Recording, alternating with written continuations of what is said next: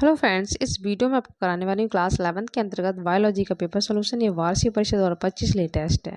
मैंने केमिस्ट्री का solution provide करवा दिया। इसके बाद आपको फिजिक्स का भी मिल जाएगा। हिंदी इंग्लिश का मैंने प्रोवाइड करवा दिया, देख लीजिएगा। क्लास 11 वार्षिक पेपर सोल्यूशन 2025 के नाम से प्लेलिस्ट बनी हुई है, वहाँ पर जाके आपको सारे पेपर देख लेने हैं। ओके, तो फर्स्ट का आंसर हो जाएगा साइकस। ठीक है, इसका फर्स्ट हो जाएगा, इसका सेकेंड हो जाएगा, इसका फोर्थ हो जाएगा। ओके, ये क्वेश्चन कई बार पूछा गया। इसका ऑप्शन थर्ड हो जाएगा। ओके जी, अब वेरी शॉर्ट क्वेश्चन देख लेते हैं। जीवाणु प्रोकैरियोटिक स्तर का जीव माना जाता है, क्यों? सेकंड है, अग्राभिसारी क्रम किसे कहते हैं?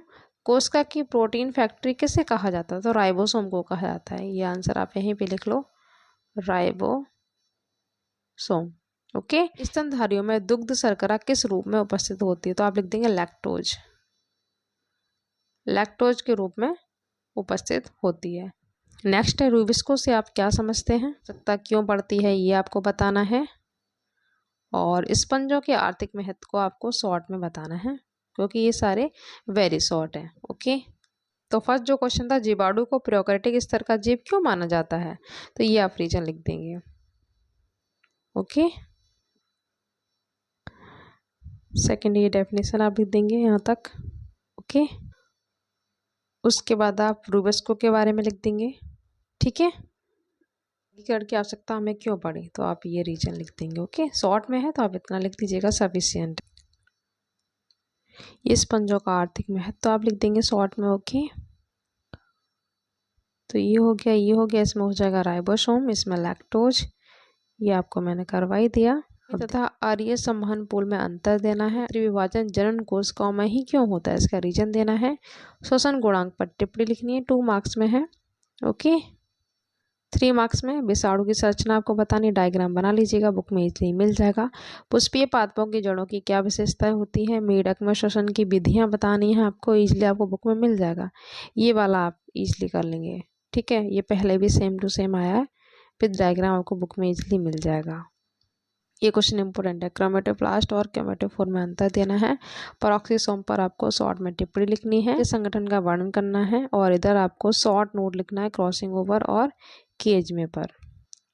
चक्रीय व अचक्रीय प्रकाश फास्फोरिलीकरण में आपको डिफरेंस देना है। एटीपी पर शॉर्ट नोट लिखना है।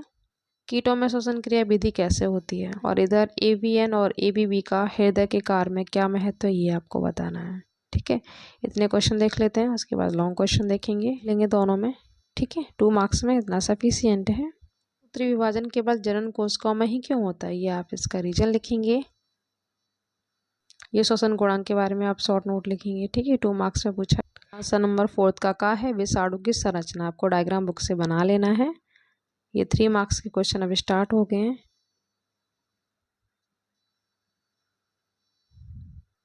तो ये आप कर लीजिएगा। ओके, इस तरह आप लिख देंगे। विधि आपको बतानी है तो ये आप लिख दीजिएगा। एक के बारे में आप डिटेल में लिख देंगे। ओके, ये पेरोक्सिसोम पर टिप्पणी आपको लिखनी है, ये कार्य आप बता दीजिएगा। ओके, ये आप डिफरेंस लिख देंगे इसमें। ये ट्राइग्लिसराइड का आप संगठन लिख देंगे। ये शॉर्ट नोट आप दोनों के बारे में लिख देंगे। ठीक है, आपको बुक में भी डिटेल में मिल जाएगा। चक्रीय चक्रीय ये आप इसमें डिफरेंस लिखेंगे। एटीपी के बारे में शॉर्ट नोट। ओके, इसकी फुल फॉर्म पूछी आती है, याद फुल फॉर्म भी याद कर लीजिएगा, एमसीक्यू में पूछी आती है। ये एटीपी का उपयोग आप लिख देंगे। कीटों में श्वसन विधि। ठीक है, इन दोनों का महत्व बता देंगे। इसमें है ये हाइड्रा वाला, आपको इजली बुक में मिल जाएगा। ठीक है, तो ये कर लीजिएगा दोनों में से जो अच्छा लगे। और इधर एंजाइम वाला बहुत इंपॉर्टेंट है, ये आपको कर लेना है। कैल्विन चक्र बहुत पूछा जाता है। ठीक है, इधर से आप चाहो तो ये वाला कर लेना या फिर ये वाला, दोनों ही इंपॉर्टेंट है। ओके, तो ये कर लीजिएगा। केमिस्ट्री का सॉल्यूशन देख लीजिएगा, इसके बाद आपको फिजिक्स का भी मिल जाएगा, तो वो देख लीजिएगा। हिंदी इंग्लिश का तो अपलोड ही है। ओके, तो मिलते हैं नेक्स्ट वीडियो में। Thank you so much.